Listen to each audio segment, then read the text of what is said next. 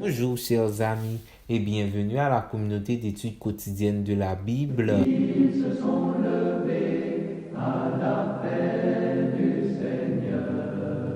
Rendez-vous du partage, de la lecture, de la méditation quotidienne pour adultes tiré du livre Dieu est ainsi, portrait de la grâce et de l'amour divin écrit par Roberto Herrera.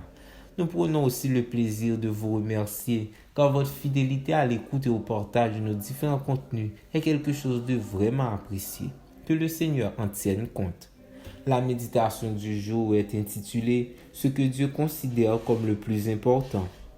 Aujourd'hui, le salut est venu pour cette maison. Luc 9, verset 9. Peu sont aussi expansifs et volontaires que les nouveaux croyants qui sont reconnaissants pour la miséricorde de Dieu. C'était le cas de Zachée, qui a été reconnaissant envers Jésus pour lui avoir rendu sa dignité, pardonné ses fautes et donné l'espérance du salut et avec qui il a vécu son premier amour. Tout cela a amené notre homme à faire une annonce frappante durant le banquet célébré dans sa maison en l'honneur de Jésus. Voici, Seigneur, je donne aux pauvres la moitié de mes biens, et si j'ai fait tort de quelque chose à quelqu'un, je lui rends le quadruple. Luc 19, verset 8. Mais quelle annonce! Aujourd'hui, ce beau geste de Zachée lui aurait certainement attiré remerciements et félicitations.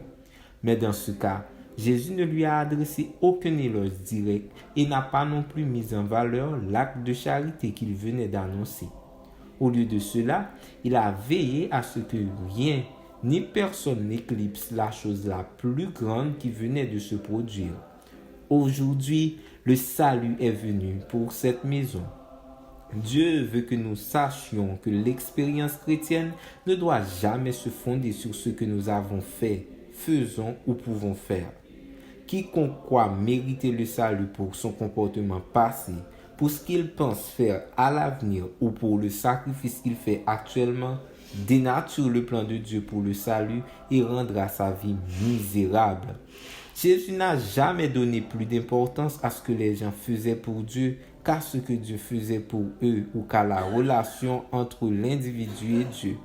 Alors que les disciples ont été impressionnés par les souffrances et l'aide que connaît un centenier romain, ce qui a attiré l'attention de Jésus a été la foi immense de cet homme. Pendant que les gens commençaient à calculer les sommes d'argent que Zachée donnerait aux pauvres, ce que Jésus a célébré a été le fait que le salut soit parvenu dans sa maison, que Dieu avait enfin touché cet homme et que son rêve d'en sauver un de plus se soit réalisé. C'était cela qu'il fallait célébrer, parce que l'annonce de Zachée n'était rien de plus qu'une réponse à ce que Dieu avait fait pour lui. C'est ce que Dieu a fait pour vous que vous devez célébrer aujourd'hui. Ce que vous faites pour lui n'est qu'une réponse d'amour et de gratitude.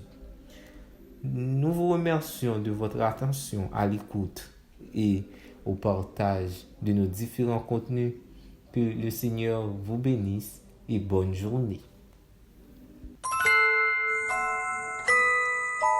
Savez-vous que la clé de mariage heureux repose sur la qualité de la communication?